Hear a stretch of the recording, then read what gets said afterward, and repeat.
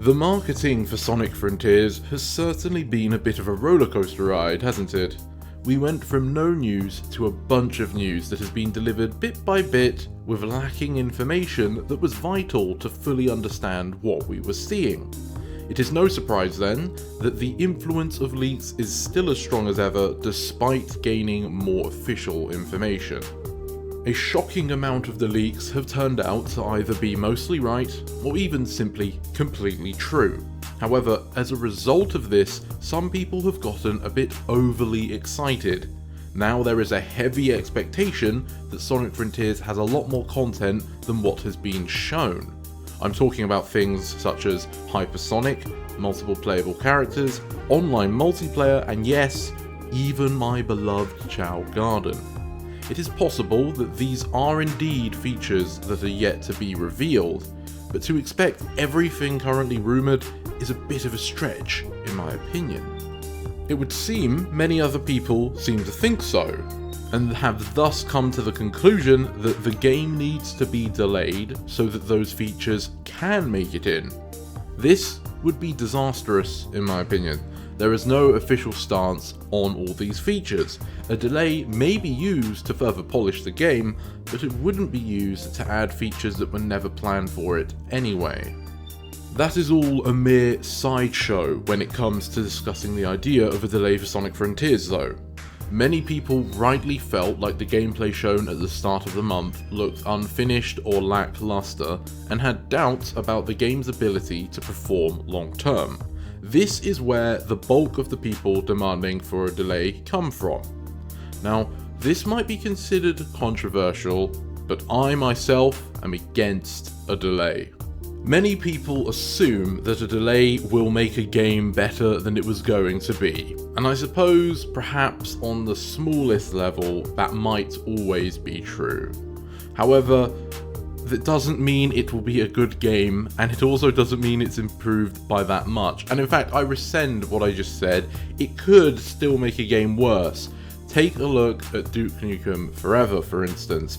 It got called Forever because I think it had around 10 years of development hell, where it kept on getting started and changed, rebooted and closed down, and the end result was simply not a good game. How does this all relate to Sonic? Well, Sonic Forces is a game that has one of the longest development times of any Sonic game. And before you say it, yes, I understand that Sonic Forces was not being actively developed for those entire 5 years, but it could have been. Sega had that time slot, and they were the ones deciding how are we going to spend this time, what on, and what are they going to be working towards. They're the ones that set themselves up to fall, nothing else. Forces is clearly underdeveloped, or perhaps I should say lacking in content as a result of the time they had to work with it, and it borrows heavily from Generations and Lost World assets to try and make up for it. And unfortunately for me, it doesn't do it in a way that comes off any more than we needed the assets, so here they are. And this is a result of Sega's management with the time they had.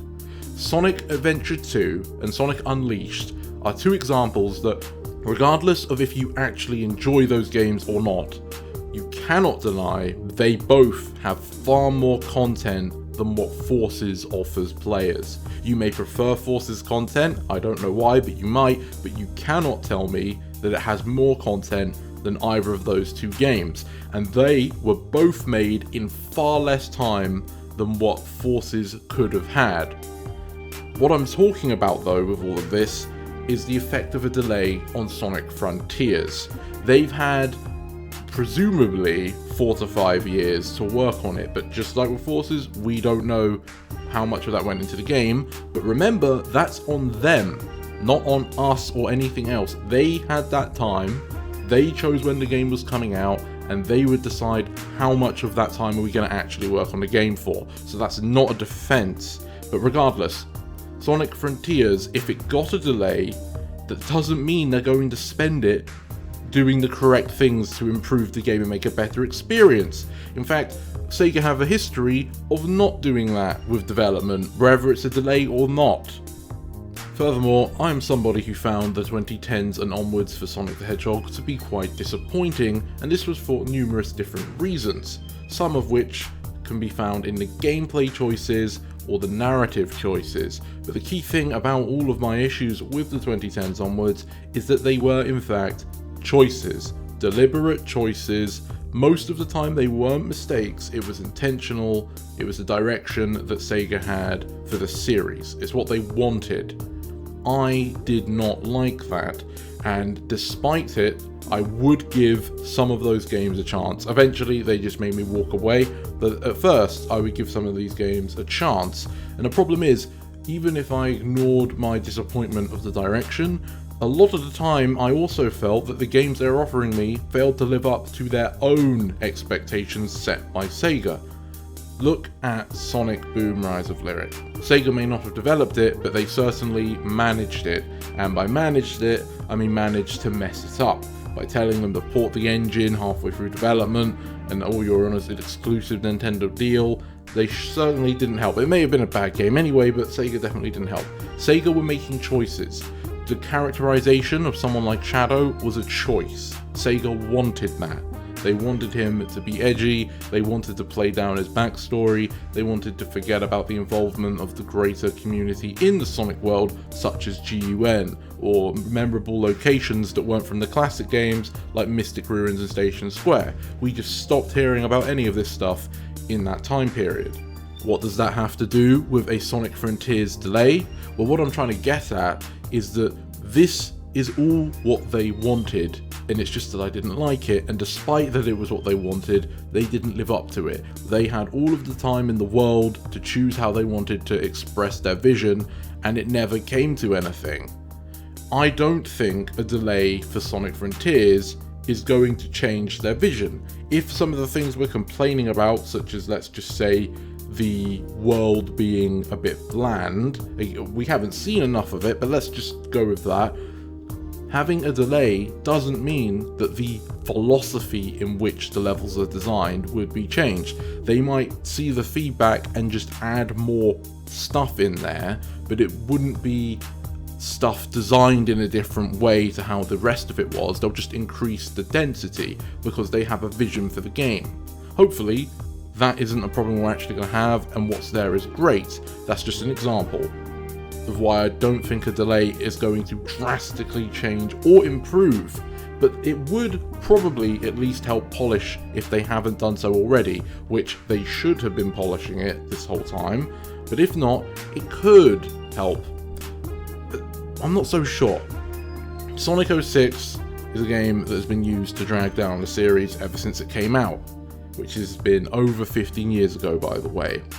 But one of the biggest tragedies of Sonic 06 was the way, again, it was managed by Sega. They should know the consequences of rushing development and poorly planning, and they say they've learned and tried to improve, and yet we still got Sonic Boom Rise of Lyric after Sonic 06. In a world where Sega was so scarred of Sonic 06 that they basically destroyed everything that came from the 2000s to hide from it, they still somehow allowed the same thing to occur later with Rise of Lyric. It shows that they don't really seem to have learned as much as they say. So when you get a delayed game development, the delay is creating more time for work, but it's going to be directed by the same people that decided the decisions we wanted delayed anyway. So you're just going to get more of what's not there. And people are saying, well, at the very least, we can have it running better. We can have it looking better. My opinion on that is I think it's time they just get judged for what they want to put out. They should know the consequences of planning and rushing, and they have chosen to release it at this time, in this condition, and they think it's good. Maybe they're right, maybe it is really good, and we'll find out when we get to play it. But I don't want to delay it just to give them more time to add more density in, and then the game comes out and it's still mostly the same. I just feel that it's fair that the game gets judged for what it is. If it's poor, then they're going to get criticized, and if it's good, then they're going to get rewarded. And I say this not because I don't believe in delaying a game to make it better, but because Sega has a track record of development that leads me to think a delay will not be as effective under their watch than it would have been elsewhere. I think we just need to get our hands on the game. It's been, what, 5 to 6 years since we got Forces? I don't quite remember. I think it's 5 years. I don't really want to be waiting any longer for the Sonic game at this point. It's had long enough. It's going to be what it will be. Let's just see it. But, as I've said numerous times, this is all my opinion. It doesn't have to be yours. I understand that I'm going to be in the minority when I say all of these things, because universally, a delay is considered a good thing, and most of the time, I'm on that opinion as well.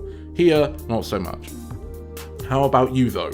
What are your thoughts on not only the idea of delaying, but my opinion? Do you agree with at least some of it, or do you think I'm completely wrong and the game should be getting delayed?